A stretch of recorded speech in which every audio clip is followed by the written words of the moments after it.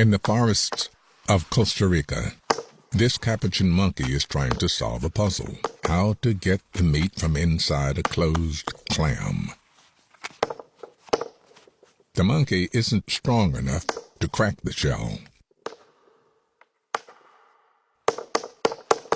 but it's discovered that repeated hammering will tire the clam until it finally opens.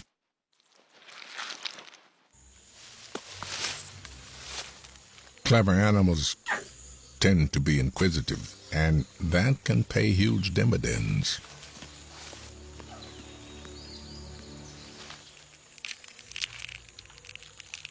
This female has learned and remembered where